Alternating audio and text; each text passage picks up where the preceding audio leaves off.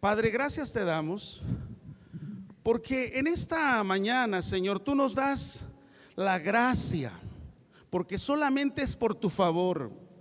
Nosotros no hicimos absolutamente nada, sino es por tu gracia y tu favor, Señor, que tú nos permites abrir la Escritura delante de este grupo de hombres y mujeres redimidos y salvados por tu sangre, para hablar tus verdades espirituales. Danos, Señor, la capacidad. Pone en nosotros, Señor, la destreza para disertar acerca, Señor, de la Escritura, y de tal manera, Padre, que lo que tú has puesto en nuestros corazones podamos enseñarlo a este grupo de hombres y mujeres cuyo auditorio es muy amplio. Están algunos jóvenes que están en una etapa de aprendizaje, en una etapa de estar en la escuela, en la universidad, en la preparatoria. Algunos otros, Señor, atendiendo también responsabilidades ya mayores, pero con todo eso, Señor, te pedimos que tú nos enseñes acerca de tu palabra en el nombre de Jesús. Amén. El domingo pasado enseñamos acerca del fundamento de la prosperidad bíblica. Y abrimos el libro empezando desde lo que dice el libro del Éxodo.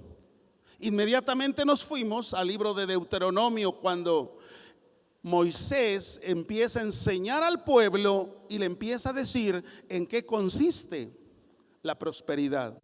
Y uno de los fundamentos de la prosperidad, hermanos, es la obediencia a su palabra.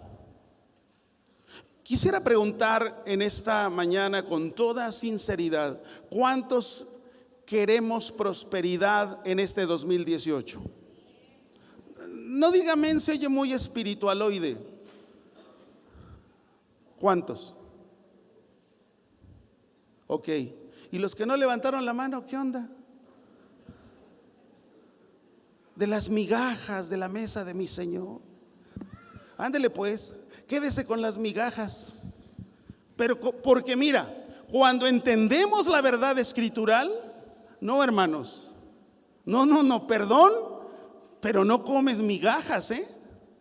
Cuando la revelación de la palabra la vemos y la vivimos y la ejecutamos, hermano, tu esquema,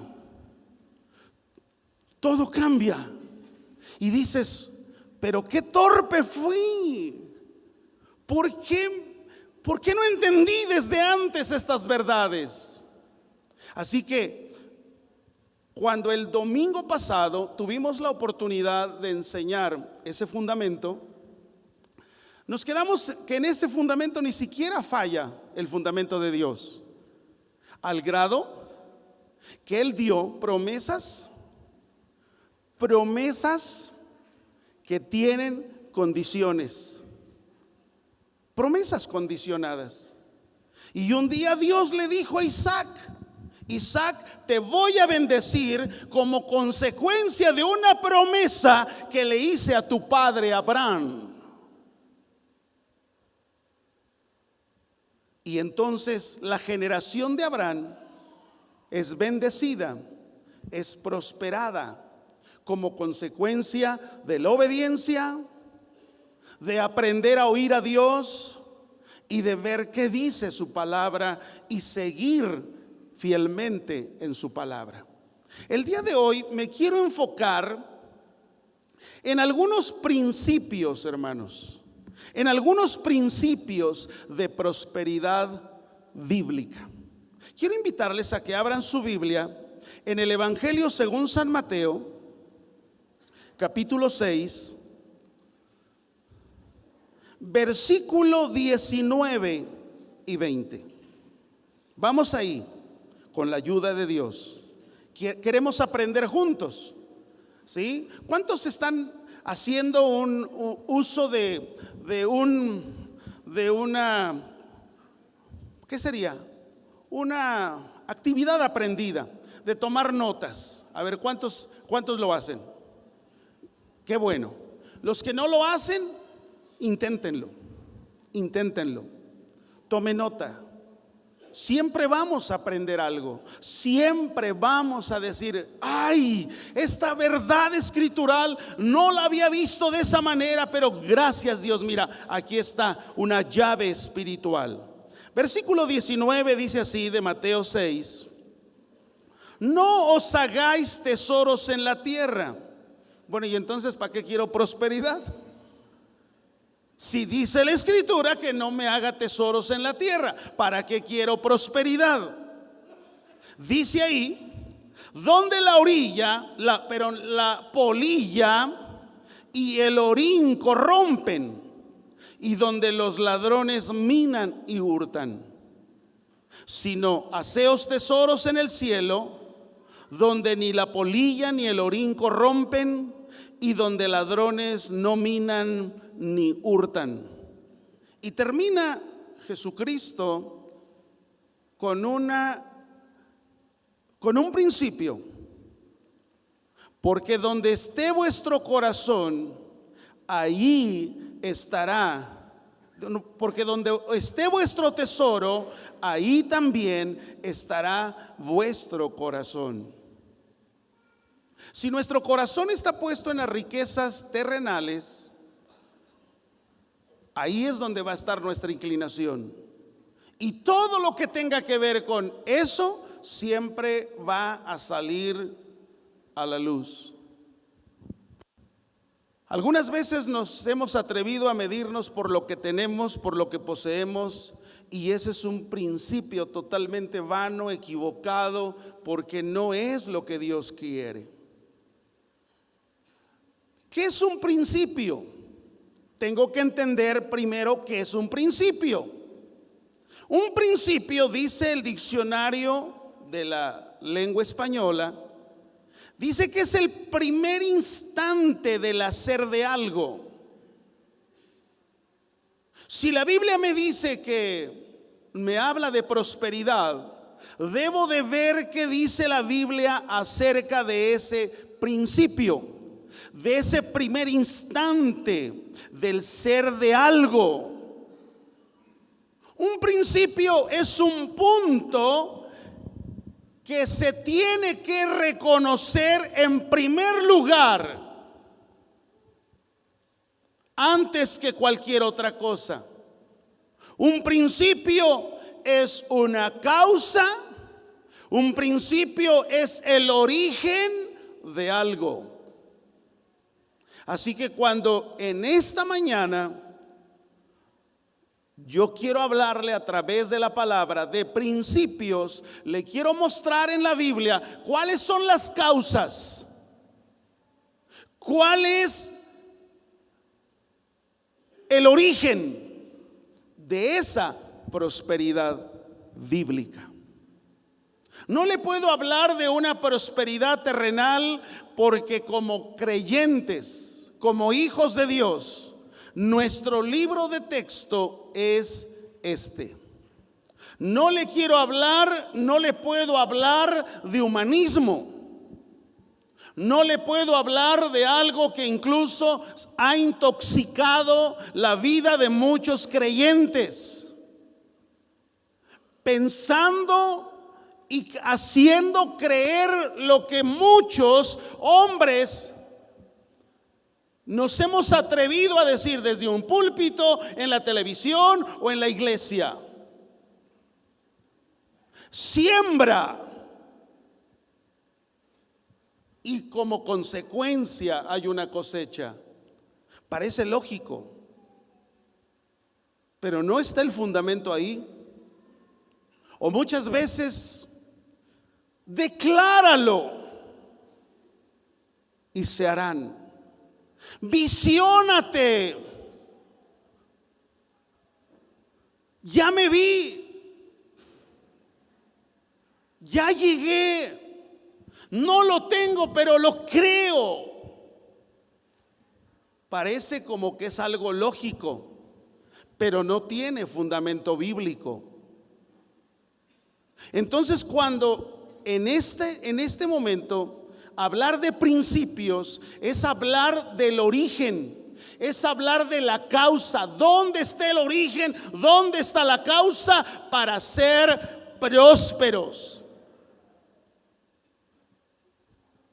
Mire, quiero llevarle a la historia de un hombre que fue próspero en tierra extraña. Vamos por favor a Génesis 39.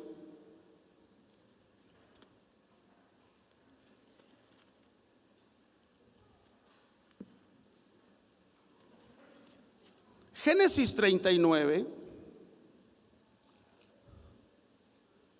versículo 1 y 2.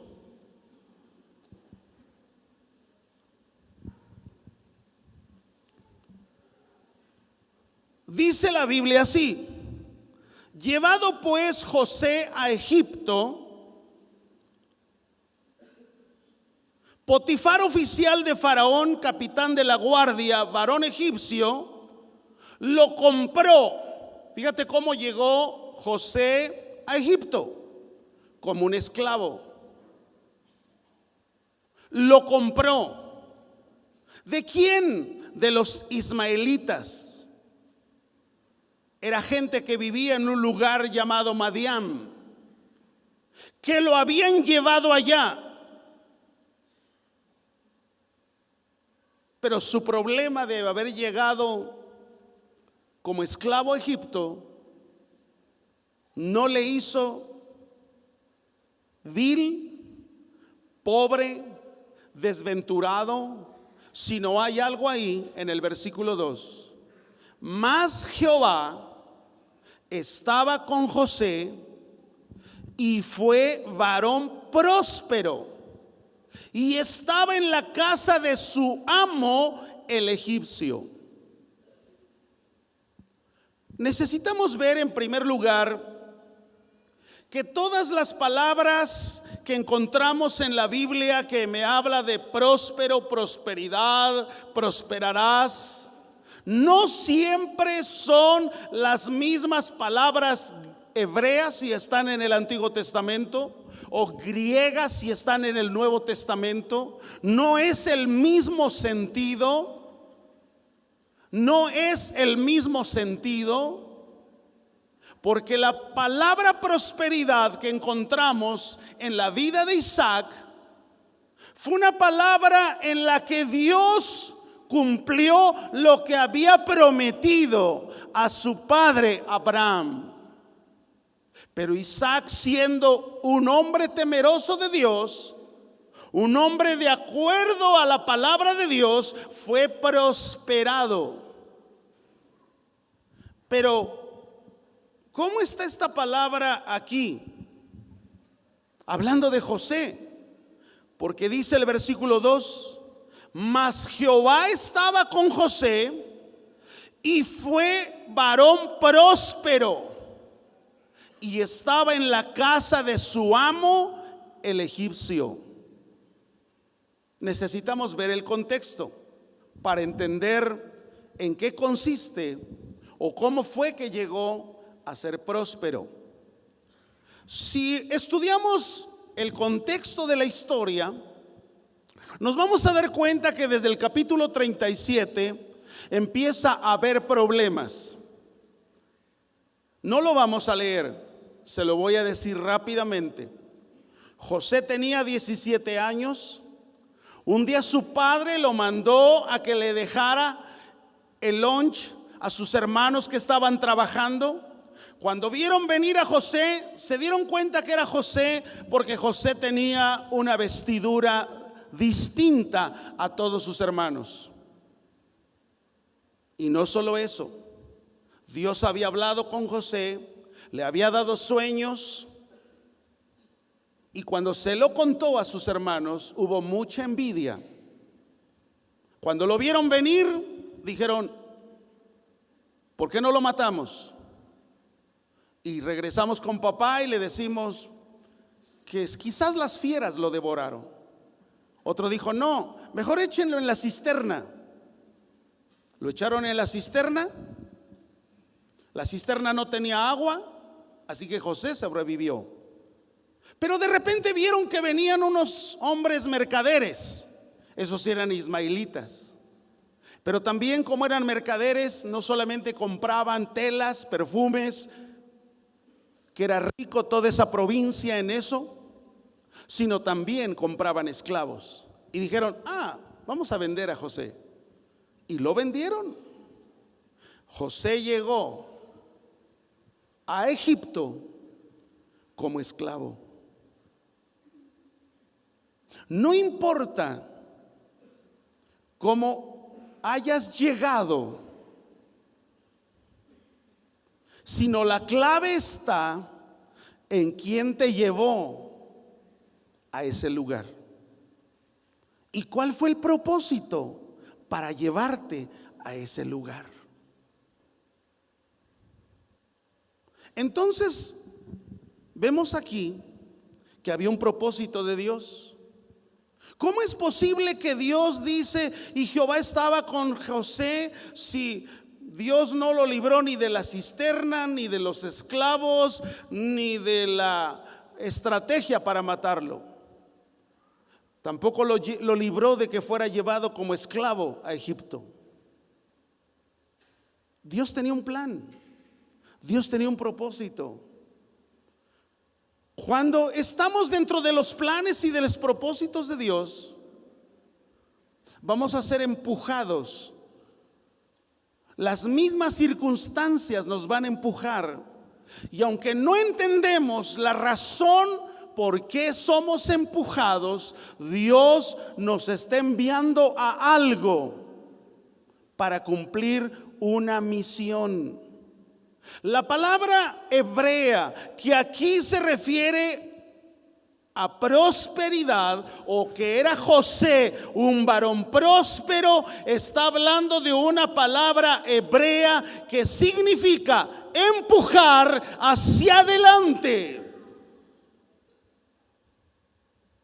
Si Dios tenía sueños, si Dios le había dado sueños a José, ahora necesariamente alguien tendría que empujarlo hacia adelante, empujarlo hacia el éxito, empujarlo a lograrlo.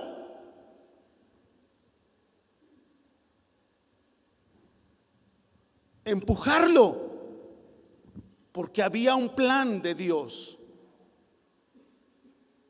Algunas veces serás empujado por Dios a una posición, a una función, a un lugar, porque Dios tiene planes y propósitos.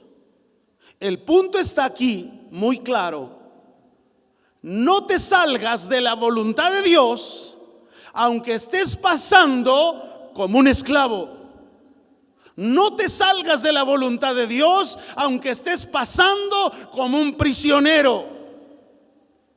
No te salgas de la voluntad de Dios, aunque estés pasando por una tribulación que ni siquiera sabes por qué está viniendo a tu vida. Busca que la verticalidad de relación hacia Dios no se desenfoque de tu vida. Porque aun si pasas por abundancia, hay un plan. No te la creas de que es por tus logros, de que es por tus títulos, de que es por tus hazañas. No te la creas. Pablo lo tenía claro esto, y se lo enseñó a la iglesia de los Corintios, y les dijo: sea que coman, sea que beban, siempre en todo denle gloria a Dios. Si lo que te pones, si lo que comes, si lo que tienes, si lo que bebes, si lo que usas glorifica a Dios, úsalo porque Él te lo dio. Pero si lo que tienes, si lo que te pones, si lo que comes, si lo que bebes, hay un espíritu, hay algo en el corazón de orgullo, de vanagloria, De yo soy, no era nadie, ahora soy don. Ten cuidado, porque José, cuando llegó a Egipto, nunca dijo, porque además no tenía ni cómo presentar credenciales. ¿Quién es el que llegó? No era conocido por su nombre. De entrada hasta el nombre era raro. No eran nombres comunes en Egipto. Los nombres de los faraones, los nombres de aquella gente eran raros. Así que cuando oyeron y dijeron, ¿cómo se llama el prisionero que acaba de llegar? José. Pues llévatelo a tu casa. Usted sabe la historia. La mujer de Potifar trató de seducirlo.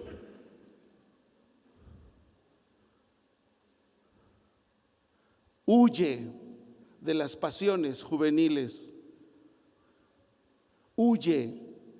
Las pasiones juveniles, escúchenme, iglesia, no son de los jóvenes, no son de los que están pasando por calentura, adolescencia, prejuveniles y jóvenes. No. Cuando el apóstol Pablo le dijo a Timoteo, huye de las pasiones juveniles, una pasión juvenil puede aparecer en tu vida no dominada por el Señor a los 80 años. Y lo que en 80 años construiste, una pasión juvenil, te llevó y te desplomó y te despedazó. Hay muchas historias de esto. Y tenemos que ser temerosos aún al enseñarla. No alardear en ningún sentido, ni de santidad, ni de experiencia, ni de que yo sí lo entiendo. No, amados. No. El enemigo de nuestras almas anda cual león rugiente, buscando a quien devorar, y lo único que espera es que le des una rendija para que se cuele, y entonces una mala decisión, una mala acción, una mala operación, una situación equivocada, y se derrumbó todo. José llegó como esclavo, pero había un plan y un propósito. Terminó en la cárcel. De la cárcel lo sacan a una posición de gobierno. Y mira lo que sucedió después de que Dios lo empujó a esta prosperidad. Génesis 45, por favor.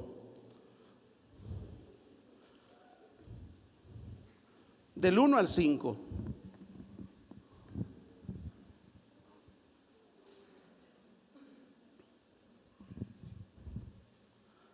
Dice, no podía ya José contenerse delante de todos los que estaban al lado suyo. ¿Sabes quién estaban al lado suyo? La Biblia dice, escúcheme, le hablo del contexto para que entienda la historia. Vino una hambre de escasez, de pobreza, de miseria. No hubo lluvias, los campos no producieron nada, no hubo cosechas, hubo una miseria total en Israel. Así que los hombres hermanos de José fueron enviados por su padre, un anciano, peinando canas y diciéndole, pues vayan a Egipto, a ver si nos pueden regalar grano para comer, trigo para tener alimento. José los recibió. No dice más la historia, pero seguramente dijo de dónde vienen, quiénes son, quién es su familia. Y ahí tenía José a sus hermanos delante de su escritorio.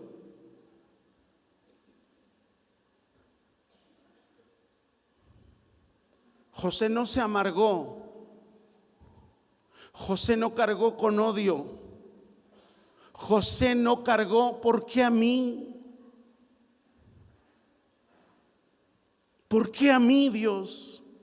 ¿Por qué a mí me tuvo que dar esta enfermedad? ¿Por qué a mí? José no se amargó. José enfrentó lo que estaba por delante. Porque si aún estás pasando por una estrechez económica, es para que de esa estrechez económica aprendamos. La mejor manera de aprender y a depender de Dios es en el tiempo del desierto, en el tiempo de la escasez, en el tiempo de la soledad, en el tiempo donde parece que nadie te echa la mano. Uy, no tengo.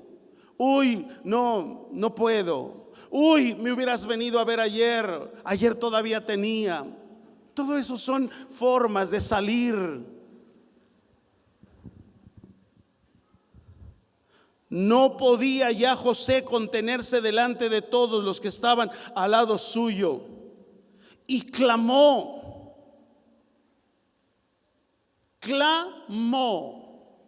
La palabra clamor ahí es gritar. Clamó: haced salir de mi presencia a todos. Y no quedó nadie con él. Su guardia, su secretario, su escudero, salgan todos de esta sala. Al darse a conocer a José, a sus hermanos, mira cómo reaccionó.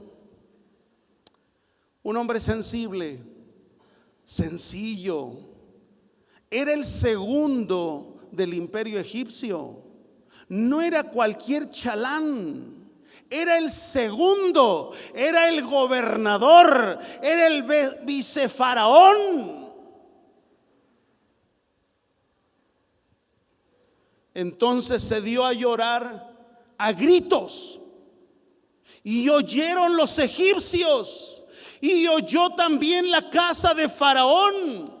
Y dijo José a sus hermanos: aquí se le han de haber caído hasta las chinguiñas a sus hermanos si no se habían bañado. Yo soy José. ¿Qué? Yo soy José. Pero yo ya vi que ustedes están vivos, pero yo quiero saber algo. ¿Vive aún mi papá? ¿Qué relación con el Padre? Hay una promesa escritural, iglesia: no te dejaré ni te desampararé. Estaré contigo. Mi presencia te acompañará. ¿Te das cuenta que hay promesas del Padre? ¿Cuántos reconocemos esta mañana a ese Padre? ¿Cuántos hemos sentido esos abrazos del Padre? ¿Cuántos podemos decirle gracias, papá?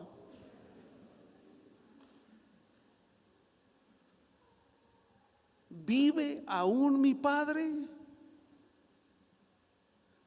Y sus hermanos no pudieron responderle porque estaban turbados delante de él. La palabra turbación aquí es la misma que aparece en el libro de Lucas, cuando Marta le reclama a Jesús y le dijo: esta no me ayuda, yo quiero hacerlo, y esta solamente está ahí escuchándole. Dile a María que me ayuda. Marta, Marta, turbada estás.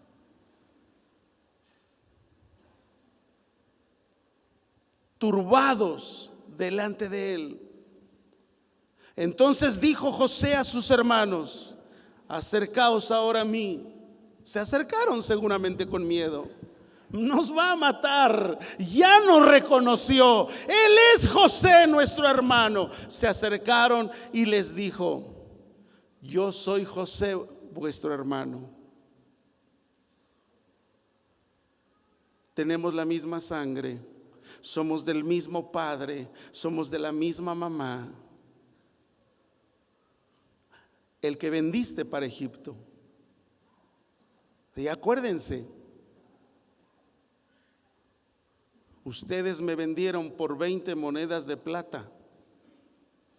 Y esas 20 monedas de plata les sirvió para vivir varios días. Acuérdense, me vendieron. Acuérdense, me entregaron. Tuvieron envidia. Me vendieron. Versículo 5. Mira lo que José reconocía. Ahora pues, no os entristezcáis, ni os pese de haberme vendido acá. Y aquí está. ¿Por qué Dios lo había prosperado? Porque para preservación de vida me envió Dios delante de ustedes. Dios lo había empujado. Pregunta: ¿quién te empujó a donde llegaste? ¿Tu ambición? ¿El propósito de Dios? ¿Tus habilidades? ¿O es el mismo Dios que empujó a José?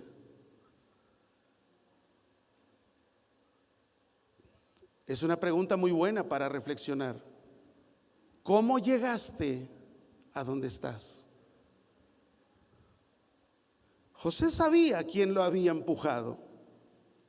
José sabía por qué estaba siendo prosperado. Al grado que él mismo les dijo, cuando los vio turbados, perplejos, sin palabra, anonadados, temerosos: es el gobernador, nos va a matar, se la va a cobrar. Él les dijo: hey, familia, no os entristezcáis, ni tampoco tengan peso, pena por haberme vendido acá, porque solamente ustedes fueron el puente que Dios usó para empujarme y llegar hasta acá. Y dijo: para preservación de vida me envió Dios delante de ustedes. Ahora, cuando estamos pensando en esta palabra de prosperidad y que tiene que ver con empujar, aquí se desprenden varias cosas que son muy importantes que nosotros entendamos en la palabra de Dios. Vamos a verlas. Mateo 6.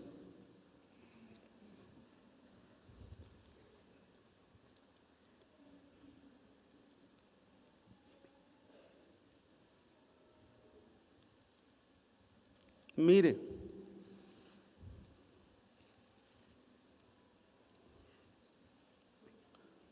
Dios te empuja,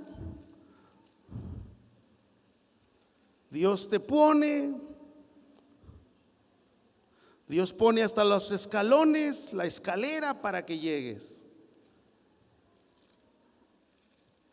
Pero nuestro código debe ser diferente. Mira lo que dice aquí. Mira el código de dos pueblos. Mateo 6, versículo 25 al 34. Dice así la palabra de Dios: por tanto os digo. Acuérdense que este Mateo 6 está en el Sermón del Monte.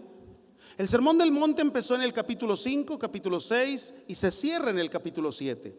un sermón largo. Pero prácticamente Jesús en el Sermón del Monte les está enseñando cuál era el código, cuál era la constitución, cuál era el reglamento para vivir dentro del reino de Dios. Y entonces Jesús empieza diciéndoles esto: mira, el reglamento para vivir bajo la gracia de Dios. Escúcheme, o más bien, escuchemos la palabra. Dice así: no os afanéis por vuestra vida. El afán ha llevado muchos a la tumba. Un paro cardíaco, tiene no sé qué, le vino no sé cuándo, le vino un derrame. Dice aquí: no os afanéis. No dice que no trabajes. No, eso no dice. Dice: no os afanéis por vuestra vida. ¿Qué habéis de comer o qué habéis de beber? Ni por vuestro cuerpo, ¿qué habéis de vestir? ¿No es la vida más que el alimento y el cuerpo más que el vestido? Mirad las aves del cielo, que no siembran, ni ciegan, ni recogen en graneros, y vuestro Padre Celestial las alimenta. Pregunta: ¿no valéis mucho vosotros mucho más que ellas? ¿Y quién de vosotros podrá, por mucho que se afane, añadir a su estatura un codo? ¿O por el vestido? ¿Por qué os afanáis? Considerad los lirios del campo, cómo crecen, no trabajan ni hilan. Pero os digo que ni aun Salomón con toda su gloria se vistió así como uno de ellos. Y si la hierba del campo que hoy es y mañana se echa en el horno, Dios la viste, ¿no hará mucho más a vosotros, hombres de poca fe? Y regresa al principio: no os afanéis pues diciendo, ¿qué comeremos? ¿O qué beberemos? ¿O qué vestiremos? ¿Dónde le invertimos más valor en la vida? A estas tres cosas: comeremos, beberemos y vestiremos. Ahí está el valor desde nuestra óptica humana. Le ponemos valor a lo que Jesús dijo: no le pongas valor. Le ponemos valor a qué comeremos, qué beberemos, qué vestiremos. ¿Sabes dónde está la clave? En ponerle el valor a lo que Dios dijo que tenía valor. Y si regresas la escritura, ahí está donde está el valor. Versículo 25: ¿no es la vida más que el alimento y el cuerpo más que el vestido? Por ponerle valor a lo que no tiene valor, perdiste el valor del cuerpo y el valor de la vida. Un cuerpo enfermo, gastritis, problemas renales, hipertensión. ¿Por qué? Porque le pusimos toda la carne al asador a lo que Jesús dijo: no te afanes. ¿Cómo queremos prosperidad bíblica? Cuando le ponemos la atención a lo que Jesús dijo: no te afanes, eso lo tienes. Porque si yo he visto a los lirios del campo, si aún Salomón con toda su gloria no lo pudo hacer, yo soy el dador de la vida y yo soy el dador del cuerpo. Ocúpate en la vida, ¿qué vas a hacer en la vida? Y ocúpate de tu cuerpo, ¿qué vas a hacer con tu cuerpo? Pero ni cuidamos la vida ni cuidamos el cuerpo. Nos afanamos en lo que Él dijo: no te afanes. Y Él dice: ¿no es acaso el valor que está aquí? Ahora, ¿por qué vemos el cuadro de otra manera? Porque pensamos igual que los gentiles. como si no tuviéramos papá celestial, como si ni siquiera la Biblia hubiera estado abierta delante de nosotros. Nos afanamos, nos afanamos, nos afanamos en lo que Él dijo: no te afanes. No dijo no trabajes, dijo no te afanes. Ahora, fíjese lo que dice ahí al cerrar, versículo 32. Porque los gentiles, ¿cuántos gentiles hay esta mañana? Qué bueno que no hay gentiles. Dice ahí, porque los gentiles buscan todas estas cosas, pero vuestro Padre Celestial, ¿cuántos tienen ese Padre Celestial? ¿Cuántos tienen ese Padre Celestial? Dice, sabe,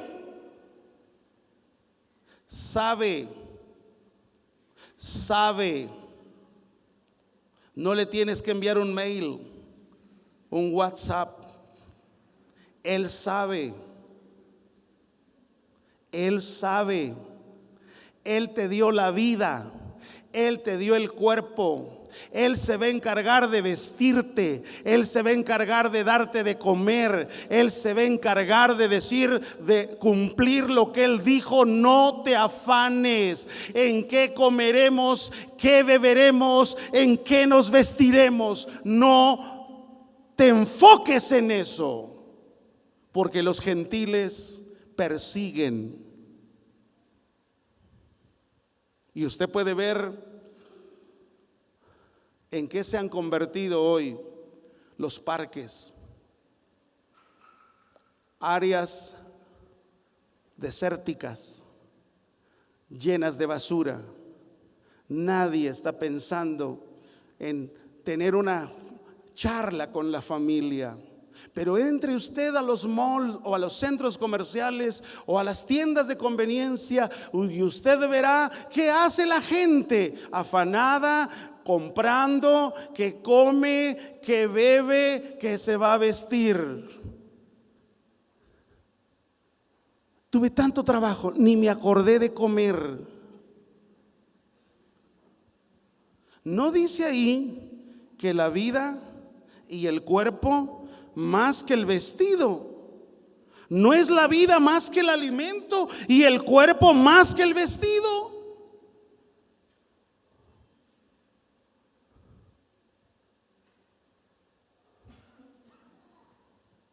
El no afanarnos significa no estés caminando con ansia. Aprendamos a tener la seguridad en nuestro Padre Celestial, que Él proveerá comida, bebida y vestido.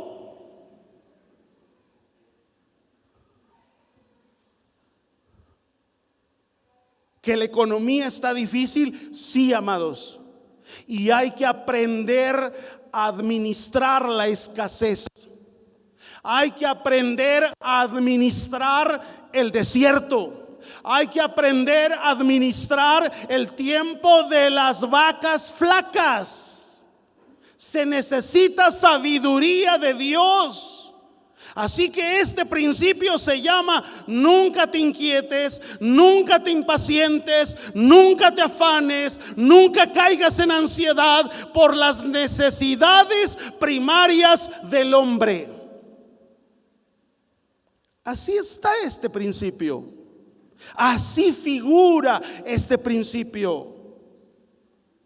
Los no creyentes, dice aquí la escritura, de acuerdo a lo que leímos, se impacientan, se preocupan de todas estas cosas. Los creyentes solamente debemos de confiar en nuestro Padre Celestial, que Él suplirá todas las cosas conforme a sus riquezas en gloria. Amén.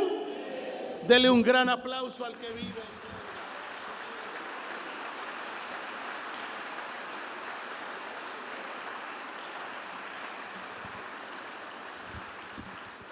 La prosperidad bíblica, según Jesús, significa que nunca debemos de sentirnos preocupados. La ambición desmedida y las aspiraciones mundanas nos llevan a vivir por encima de nuestras posibilidades. Lo repito, la ambición desmedida y las aspiraciones mundanas nos llevan a vivir por encima de nuestras posibilidades. Y entonces es cuando adquirimos cuentas que no podemos pagar. Simplemente pregunta: ¿cuánto debe usted en sus tarjetas de crédito?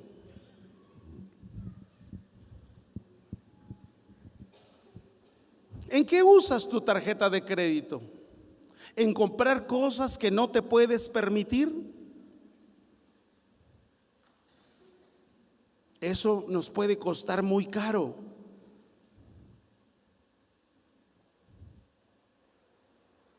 Cuando no es que esté mal usarlas, escúcheme bien, necesitamos sabiduría de Dios. Adquirir una deuda con una tarjeta de crédito es preguntarme: ¿estoy en capacidad de pagar en su totalidad el saldo de esta deuda en el siguiente mes? Si no tengo la capacidad, entonces vendrán los intereses, intereses más intereses, intereses sobre intereses, y entonces la deuda se vuelve impagable. Pero ¿por qué se me hizo tan grande? Porque ahí había un renglón que dice que puedes pagar algo poquito, cantidad mínima a pagar, así lo llama. Así lo llama. No te pone ahí con voz de alarma en el estado de cuenta: si pagas esto te vas a meter en problemas. No, así en una forma jovial, decente: saldo mínimo a pagar. Sí, para 200 pesos sí tengo. Y cuando menos te diste cuenta, la deuda que parecía 2,000 pagable se convirtió en 20,000. Aun cuando hay una posibilidad, ¿verdad?, de compra en tarjeta, meses sin intereses. Si la comida la compras en meses sin intereses, lo que ya echaste en la letrina todavía lo debes. Lo que ya se fue por el caño todavía la debes. La cena, ¿qué no era esto en diciembre del año pasado? Sí, pero todavía debes el bacalao.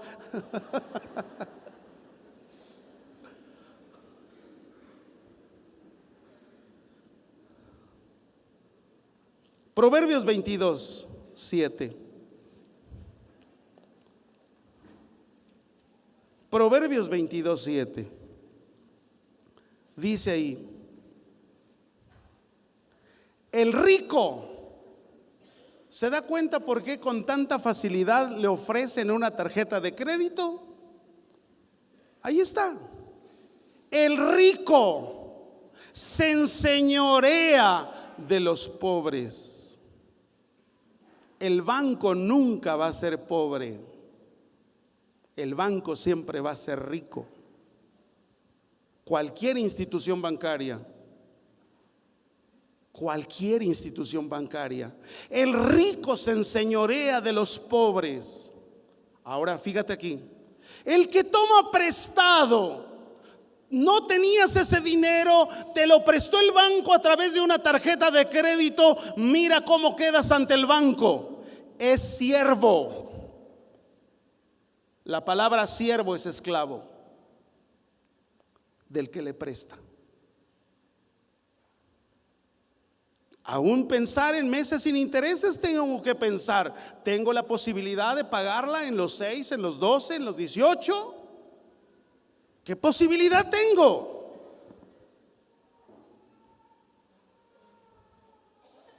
De otra manera, hermanos, hasta la deuda se vuelve inmoral, porque no vamos a poder pagar los altos intereses que corren y corren y corren, y son más veloces que lo que percibimos quincenal, semanal o mensualmente. Y se fue lejos la deuda. Salmo 37, 21. Salmos 37, 21. Dice así: el impío toma prestado y no paga. O sea, es un trinquete más. Ya se la sabe. Ya saben qué documento firmar. ¿Qué documento no se puede ir por la vía civil?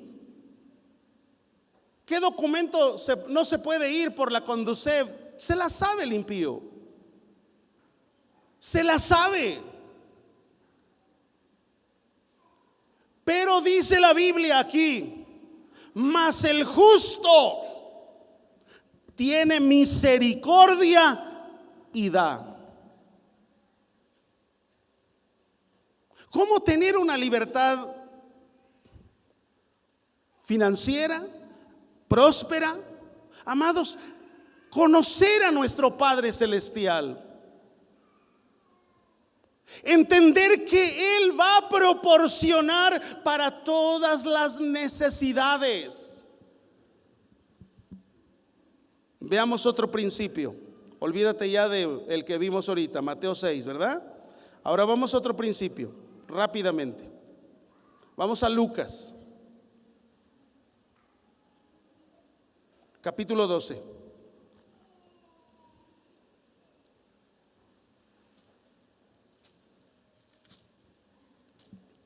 Lucas capítulo 12, versículo 13 al 15. Aquí hay un principio. Le dijo uno de la multitud: maestro, di a mi hermano que parta conmigo la herencia. Mas él le dijo: hombre, ¿quién me ha puesto sobre ustedes como juez o partidor? Versículo 15. Vea lo que Jesús dijo. Y les dijo: mirad. No les dio la respuesta, no les dijo: mira, vamos a hacer un plan para que entre los dos se repartan la herencia. O vamos a ver a un notario, yo conozco uno muy bueno que yo creo que él va a hacerles este finiquito. No, mira dónde está la razón de nuestra existencia. Aquí hay un principio. Mirad y guardaos de toda avaricia.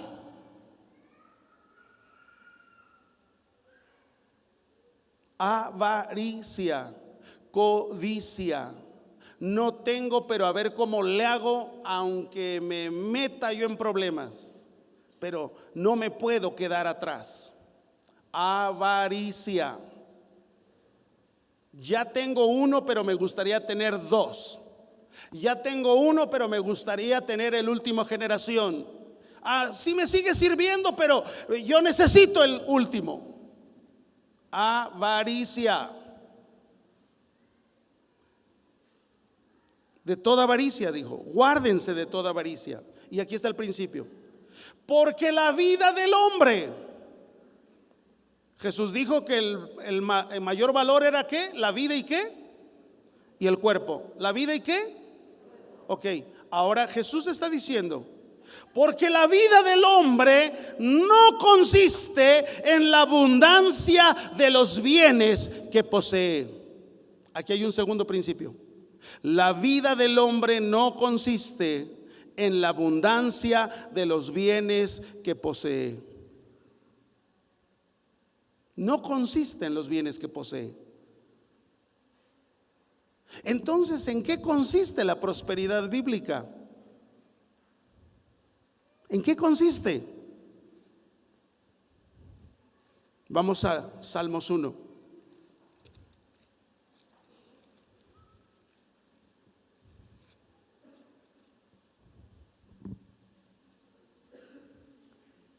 Versículo 3.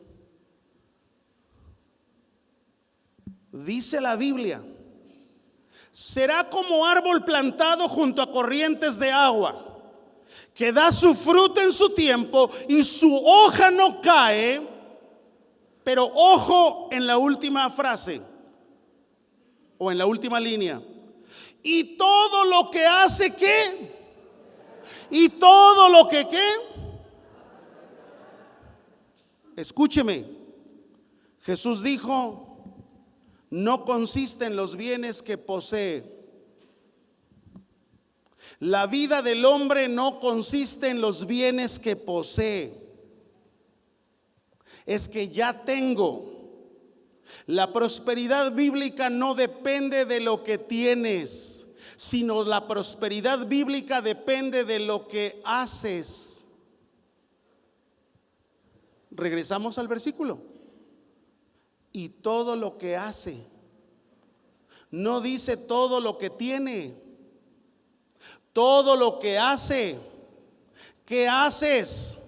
¿Oír el mandamiento? ¿Seguir las ordenanzas? ¿Seguir los preceptos que Dios estableció en la palabra? Este es nuestro libro de texto. Este es donde debemos de poner fijamente nuestra atención, porque la vida del hombre no viene de los bienes que posee, sino la prosperidad bíblica, de acuerdo a la Biblia, es de lo que hace. ¿Qué estás haciendo? No tuve tiempo. ¿Cuánto usas los medios de gracia durante la semana? ¿Eres alguien que lees la Biblia? ¿Eres alguien que tienes un tiempo de oración, de intimidad con Dios y decirle, Señor, dame tu sabiduría? ¿O solamente te levantas, te bañas, te perfumas y sales corriendo buscando lo que Él dijo no busques?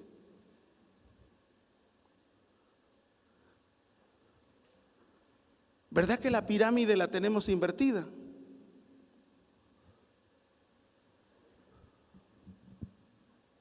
Ve cómo no es ni decreto, arrebato y solo los valientes, ¿verdad que no? Mire, lo que nos lleva a problemas. Colosenses 3, versículo 5.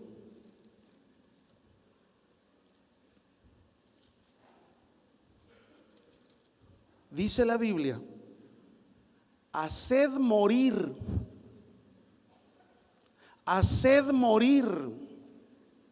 ¿Cómo se matan estos deseos? No alimentándolos. Haced morir pues lo terrenal en vosotros. ¿Qué es lo que tengo que hacer morir? Fornicación, impureza sexual, pasiones desordenadas, malos deseos, y termina ahí, y avaricia. Y avaricia. ¿Por qué te estás ahogando en deudas? Por avaricia. Deja de comprar las cosas que no necesitas y que además las compras y no las puedes costear, no las puedes pagar.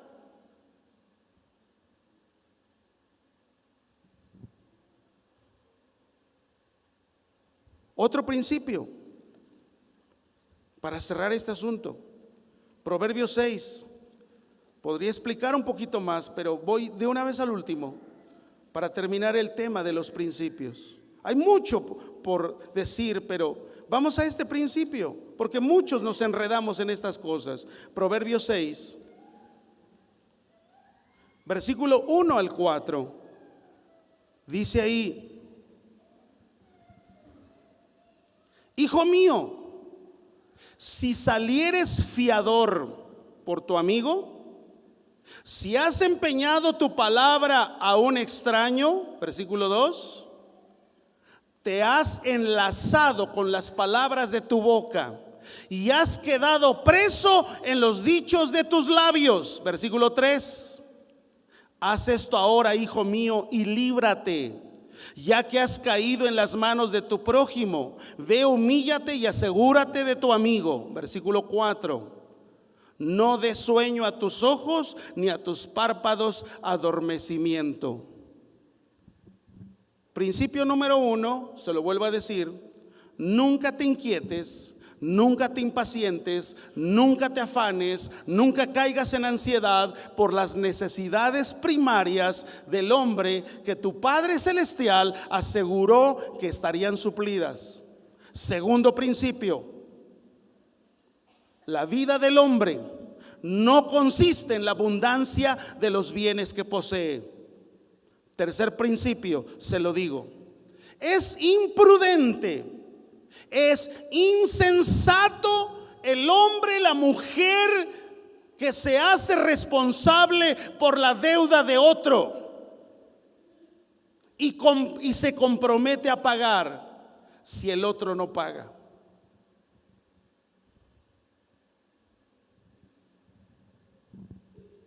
¿Cuántos problemas habrá en este lugar por este principio no respetado?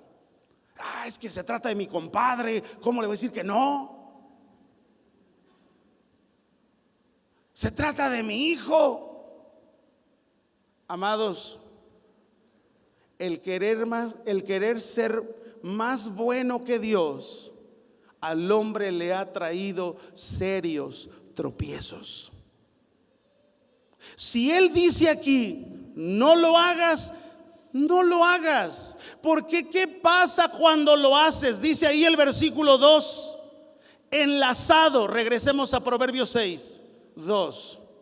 Ahí está: te has enlazado. Es decir, has caído en la mano. Versículo 3: has caído en la mano de tu prójimo. Cualquiera que se hace responsable de una deuda por otro queda atrapado y controlado.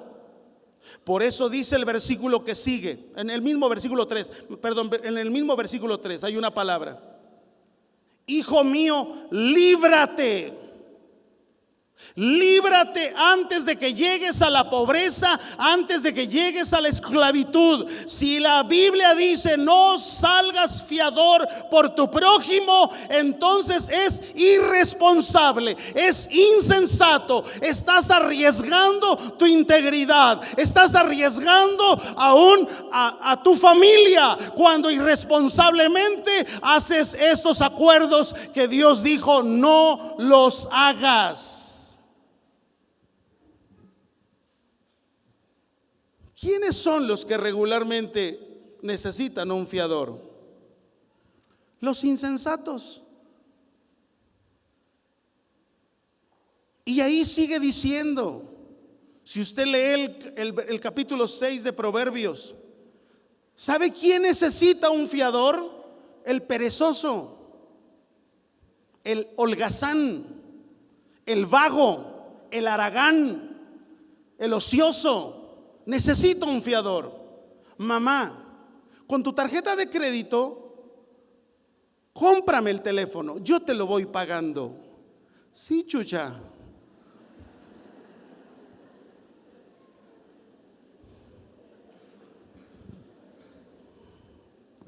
Aquí cerramos. Póngase de pie.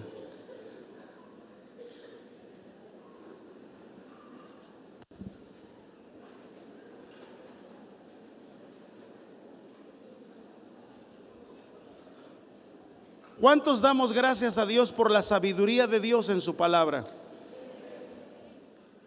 ¿Cuántos damos gracias a Dios por esa sabiduría de Dios en su palabra? ¿Cuántos damos gracias y gloria a Dios por la revelación de Dios en su palabra?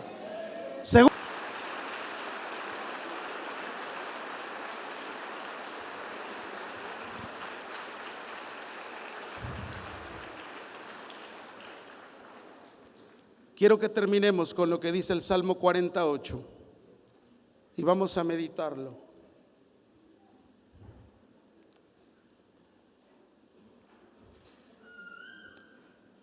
Todos vamos a repetirlo con gozo y alegría. El hacer tu voluntad, Dios mío, me ha agradado, y tu ley está en medio de mi corazón. Una vez más en voz alta.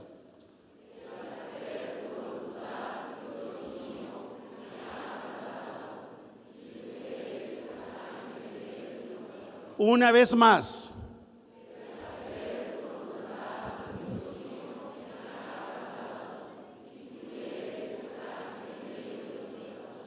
¿A cuántos les agrada hacer la voluntad de Dios? ¿A cuántos nos conviene hacer la voluntad de Dios? Amados, si por su gracia y la ayuda de Dios, quiero enseñar el próximo domingo a un hombre que estaba dentro del templo, estaba en el tabernáculo, estaba sirviendo a Dios, cumplía con sus diezmos, con sus ofrendas, llegaba temprano. ¿Y qué fue lo que dañó su corazón? Y eso fue como un tapón para no ver la prosperidad. Hay un hecho que acontece en él. Su nombre es Asaf, pero es grande la enseñanza. Que en su gracia y el favor suyo sea en nuestras vidas, para aprender de su palabra. Y que realmente le podamos decir, como dice este salmo: el hacer tu voluntad, Dios mío, me ha agradado, y tu ley está en medio de mi corazón. Levantemos nuestras dos manos delante de Dios.